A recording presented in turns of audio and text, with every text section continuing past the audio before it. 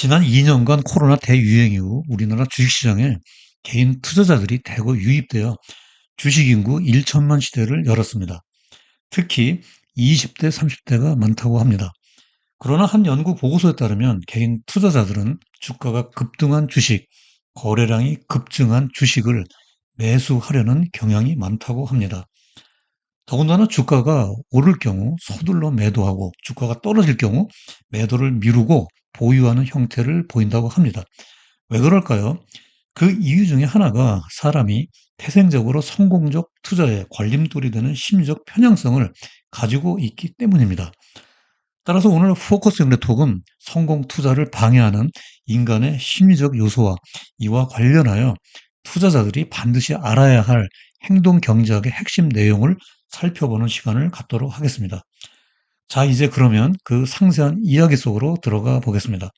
구독과 좋아요 미리 감사드립니다.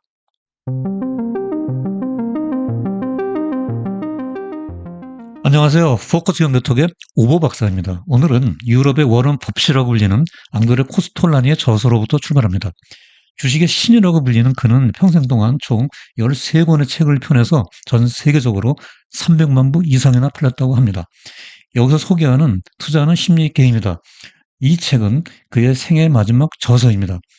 93세에 집필해서 초고만 남긴 채 1999년에 유명을 달리해서 이 책은 그의 사후에 출간되었습니다. 이 책에서 코스톨라니는 증권시장에서 심리학의 역할은 아무리 강조해도 지나침이 없다. 단기적, 중기적으로 심리학은 증권시장의 90%를 결정한다라는 명언을 남겼습니다. 이런 심리학과 경제학의 만남의 시작은 한참 전으로 거슬러 올라갑니다. 대공황의 구원 투수였던 영국의 천재 경제학자 케인즈는 1936년 고용과 이자 그리고 화폐의 일반 이론이라는 저서를 펴냈습니다. 이 책은 1776년 애덤 스미스의 국부론 창간 이후 고전학파 경제학 체계를 케인즈 학파로 바꾸어 놓게 되는 기념비적 명저입니다. 케인즈는 인간의 본질적인 속성, 즉 휴먼 네이처에 의해서 불안정성이 생겨난다고 단정하고 긍정적인 의사결정들이 야성적 충동의 결과로 도출된다고 기술하고 있고 여기서 애니멀 스피릿스라는 문구도 직접 확인할 수 있습니다. 즉 경제적 의사결정이 수학적 계산이 아니라 인간의 본성인 야성적 충동에 의해서 이루어진다고 전제함으로써 경제는 심리라는 말이 생겨나게 되었습니다. 그 이후 세계는 밀레니엄 시대 초반인 2002년 전 세계 경제학계를 깜짝 놀라게 하는 큰 사건이 벌어졌습니다. 바로 경제학자가 아니라 심리학자가 노벨 경제학상을 타게 된 것입니다. 그 주인공은 프린스턴 대학의 다니엘 카네만 심리학 교수였습니다. 이때 세계의 유수 경제학자들은 이를 노벨 경제학상의 반란이라고 에둘러 말했지요. 카네만 교수가 노벨상을 수상한 학문 영역을 행동 경제학, behavioral economics라고 합니다. 여기 그림에서 보는 것처럼 경제학과 심리학의 공통 부분인 교집합으로 이해하면 되겠습니다. 행동 경제학의 이론적 뼈대를 구성하고 있는 핵심 내용을 전망 이론, 프로스펙트 시오리라고 합니다. 사실 이 논문은 동료 교수인 아모스 트부스키와 공동으로 집필하여 1979년에 발표하였습니다. 전망 이론은 기존 경제학의 기대 효용 이론을 확장해서 리스크가 존재하는 상황에서 전망에 따라 달라지는 비합리적 인간의 선택의 문제를 다룹니다. 자, 이 이론의 요점이 무엇인지 살펴봅시다. 100만 원의 이익이 났을 때 효용, 즉 가치는 선분 A, B로 표시됩니다. A는 기준점, 레퍼런스 포인트라고 하고요. 효용함수의 기울기는 이익이 증가할수록 작아지게 됩니다. 즉 사람들은 이익을 좋아하지만 위험 회피적이라는 것이죠. 반대로 100만 원의 손실이 나면 효용 즉 가치는 선분 AC로 표시되고요. 여기서 보듯이 효용함수의 기울기가 아래로 가파르게 떨어지고 있습니다. 이 같은 현상은 이익보다 손실을 더 싫어하기 때문에 발생하고 있는 거죠. 따라서 더 큰 위험을 무릅쓰고서라도 손실 확정을 잘 안 합니다. 위험 선호적이라는 이야기가 되겠습니다. 결과적으로 선분 AB보다 AC의 길이가 더 길게 나타나게 됩니다.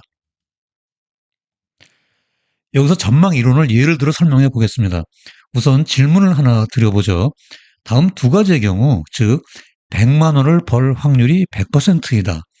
그리고 150만 원을 벌 확률이 80%이지만 한 푼도 못 벌 확률도 20%나 된다. 이 중에서 무엇을 선택하시겠습니까? G1이 정답입니다. 왜냐하면 사람들은 불확실한 120만 원보다 확실한 100만 원을 더 좋아하기 때문입니다. 즉 전망이 좋을 때는 위험 회피적이지요. 반대로 손실이 나는 경우를 생각해 보죠. 다음 두 가지의 경우, 즉 100만 원을 잃을 확률이 100%이다와 150만 원을 잃을 확률이 80%이지만 한 푼도 잃지 않을 확률도 20%나 된다. 이 중에서 무엇을 선택하시겠습니까? 정답은 L4입니다. 즉 전망이 나쁠 때는 위험 선호적이죠. 왜냐하면 사람들은 본성적으로 손실을 더 싫어하게 되므로 확실한 손실 100만 원을 확정하기보다는 불확실한 120만 원을 선호하게 됩니다. 한 푼도 잃지 않을 확률이 20%나 되는 것에 희망을 거는 것이죠. 이게 남의 얘기가 아닙니다. 바로 여러분들이 그렇고 제가 그렇습니다. 이 지점에서 손실 회피 편향, 리스크 어버전 바이어스라는 용어가 등장합니다. 바이어스라는 영어 단어는 편향, 편견, 편차의 뜻으로 한쪽으로 치우친다는 의미입니다. 이익과 손실에서 기쁨과 고통이 균형을 이루고 있는 것이 아니라 고통 쪽으로 기울어진다는 것이죠. 아프리카 사바나에서 사자가 사슴을 먹잇감으로 포획했을 때 만족감보다 하이에나에게 이 먹잇감을 겁탈당했을 때 느끼는 상실감이 훨씬 더 크다는 이야기입니다. 전망 이론에 따르면 인간이 손실에 대해서 느끼는 심리적 고통은 이익에 대해서 느끼는 기쁨의 2배 내지는 2.5배 수준이라고 합니다. 인간관계에서도 만남의 기쁨도 좋지만 이별의 고통은 더 크지 않나요? 다음으로 손실 회피 편향에서 파생된 처분 효과, 디스포지션 이펙트란 무엇인지 알아보겠습니다. 처분 효과란 수익이 난 주식은 성급하게 팔아 쉽게 이익을 잘라버리고, 즉 익절한다고 하죠. 반대로 손실이 난 주식은 오래 들고 있다가 결국 손절해서 큰 손실을 보게 되는 비이성적 심리를 말합니다. 이익은 빨리 실현하여 만족감과 안도감을 얻고 손실은 최대한 그 확정을 미룸으로써 심리적 불평과 고통을 회피하고자 하는 심리에서 나타나는 현상입니다. 예를 들어 보다 구체적으로 설명해 볼까요? 먼저 수익 구간에서 처분 효과입니다. 주가가 10,000원에서 12,000원으로 20% 상승했다고 가정해 보죠. 이때 투자자의 기준점도 12,000원으로 올라가게 됩니다. 여기서 주가가 11,000원으로 하락하면 원금에 비해 여전히 1,000원의 이익이 나고 있지만 투자자는 이것을 1,000원 손실로 인식하게 됩니다. 기준점이 바뀌었기 때문이죠. 이때 손실 회피, 편향에 빠져서 심리적 고통을 받게 되고 주가가 더 떨어질까 두려워서 재빨리 여기서 익절을 하고 맙니다. 반대로 손실 구간에서 나타나는 처분 효과입니다. 주가가 10%, 9,000원으로 하락해서 손실이 나고 있습니다. 손실을 더 고통스럽게 느끼는 투자자는 이 손실을 확정하는 것이 두렵습니다. 오르기를 기다렸지만 주가는 7,000원으로 더 크게 30%나 하락합니다. 이제서야 투자자는 고통을 더 이상 감내하지 못하고 여기서 손절을 하고 맙니다. 자본시장 연구원의 한 보고서가 위의 사례에서의 처분 효과의 피해를 뒷받침해주고 있습니다. 즉 많은 개인 투자자들이 보유 기간에 상관없이 이익이 난 주식을 손실이 난 주식보다 2배 정도 많이 매도하고 있다고 합니다. 즉 익절은 빨리 해버리는 반면에 손실이 난 주식은 계속 들고 있다가 손절을 했다는 이야기죠. 또한 업계의 한 전문가에 따르면 5 내지 10% 이익이 났을 때 익절하거나 30 내지 50% 손실이 났을 때 손절하는 경우가 가장 많았다고 합니다. 처분 효과를 유발시키는 비이성적 심리를 통제하기 위해서 수익률이나 수익금 또는 손실률이나 손실금 기준으로 일정한 구간을 설정해 놓는 방법을 생각해 볼 수 있습니다. 이 구간을 높게, 손실 구간은 상대적으로 낮게 설정하는 것입니다. 즉 수익률 또는 수익 금액이 30% 상승하면 이익을 실현하고 마이너스 10%까지 하락하면 손실을 확정하는 방법으로 편향성을 방어할 수 있을 것입니다. 하지만 우량주라고 확신이 들 때는 장기 투자로 가져갈 수 있겠죠. 그러므로 여기서 예시하는 투자 전략이나 구체적인 수치는 투자자 개인별로 상의할 것이므로 참고만 하시기 바랍니다. 그 다음으로 편협한 프레이밍 효과입니다. 네로 프레이밍. 요즘은 스마트폰으로 시간과 공간의 제약 없이 신속하게 주식 거래를 할 수 있고요. 언제 어디서라도 실시간으로 계좌를 확인할 수 있습니다. 그러나 주식 계좌를 자주 들여다보면 볼수록 투자자의 프레임, 즉 틀이 좁아져서 손실 회피 편향으로부터의 고통이 더 커지게 됩니다. 이런 심리적 불편함으로부터 벗어나기 위해서 주식을 쉽게 매도하게 되고요. 그렇게 되면 수익률은 점점 악화되는 악순환이 반복되게 됩니다. 하지만 장기 투자자라면 매일매일의 주가 변동은 그다지 중요하지 않습니다. 만약 중요한 것이 1년 동안의 수익률이라면 몇 개월 동안은 계좌를 덮어놓고 투자한 사실을 잊고 지내도 될 것입니다. 다음으로 행동경제에서 양대 효과, 허드 이펙트란 무리해서 떨어지기 싫어서 이들과 같은 행동을 따라 하는 심리를 말합니다. 학습과 모방을 통해 다른 사람을 맹목적으로 추종하고 투자 대상에 대해서 제대로 알지도 못한 채 무모한 투자에 뛰어드는 오류를 저지르게 됩니다. 아인슈타인은 상상력은 지식보다 중요하다라고 말했습니다. 여기서 상상력이 맞거나 틀리거나는 문제가 되지 않습니다. 중요한 것은 남의 말에 휘둘리지 않고 본인 스스로의 투자 철학과 원칙으로 주식 거래를 해야 한다는 것입니다. 그 다음으로 제한된 주의, limited attention입니다. 다양한 선택지와 정보의 홍수 속에서 쉽게 주의를 끌게 하는 미디어, 즉 TV, SNS에 자주 노출되는 주가 급등이나 거래량 급증 주식에 우선순위를 두고 투자하는 경향을 말합니다. 그러나 주식에 대한 뉴스가 대중에게 자주 노출되면 이 정보는 이미 주가에 선반영된 뒤일 가능성이 높습니다. 이것은 피터 린치의 칵테일 파티 이론에 따르면 살 때가 아니라 매도 시점이 가까워지고 있다는 징후입니다. 주식은 뉴스에 나오면 팔라는 교훈도 있듯이 투자 노이즈에 각별히 유의해야 합니다. 다음으로 과잉 확신, 오버 컨피던스입니다. 자신의 예측이나 평가가 정확하다고 생각되거나 자신의 투자 능력이 평균 이상이라고 과신하는 경향을 말합니다. 이것은 개인 투자자의 과도한 거래, 투기적 거래를 유발하는 핵심 원인이 되기도 하고요. 본인의 주식 투자에 대한 이해도와 직접 투자 능력에 대한 냉정한 평가가 필요하며 충분한 투자 역량을 갖추고 있지 못하다고 판단되면 간접적인 투자 수단을 선택하는 것이 바람직할 것입니다. 다음으로 소유효과, 엔다우먼트 이펙트란 자신의 소유물에 강한 애착을 가질 때 생기는 편향성 심리를 말합니다. 자신이 보유하고 있는 종목에 지나치게 애착을 가진 나머지 객관적으로 가치를 평가하지 못하고 매도 시기를 놓치는 오류를 저지르기 쉽습니다. 여기 그래프를 한번 볼까요? 왼쪽은 GE, 제너럴 일렉트릭의 최근 10년간 주가 추세입니다. 2012년 1월 154달러였던 주가가 금년 1월 92달러까지 떨어져 있습니다.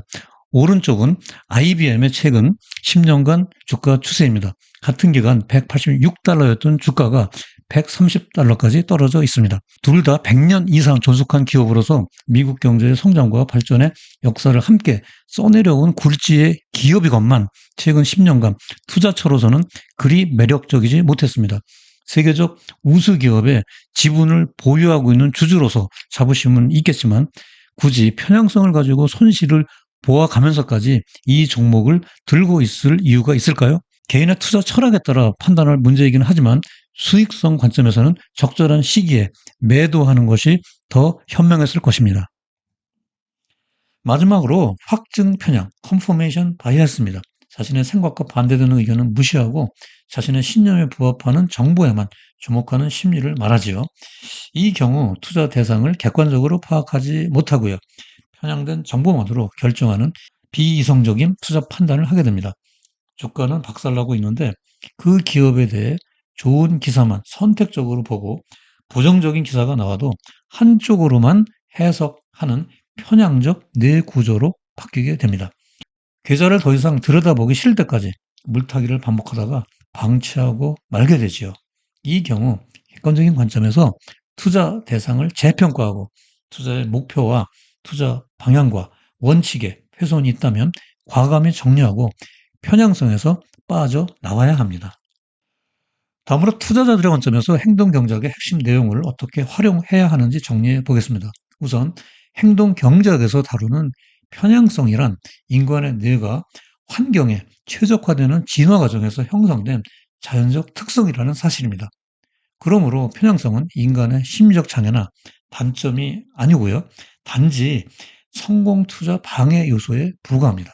따라서 편향성의 함정에 빠지지 않도록 항상 투자의 원칙과 목표, 그리고 기준을 설정해 놓고 방어적으로 투자에 임할 필요가 있습니다.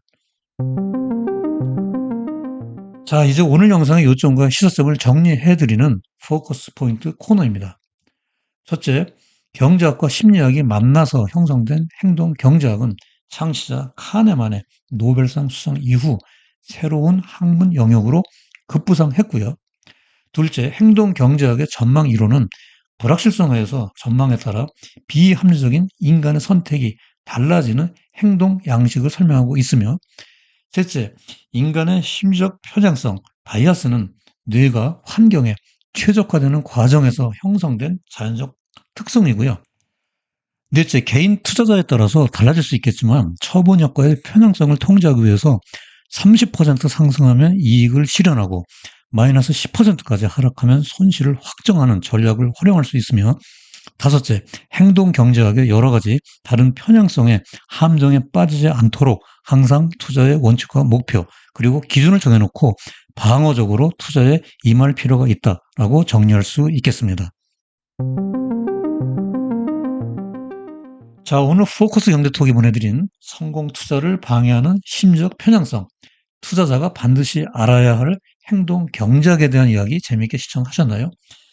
영상의 내용에 궁금한 점이 있으면 댓글로 질문을 꼭 남겨주시기 바라고요.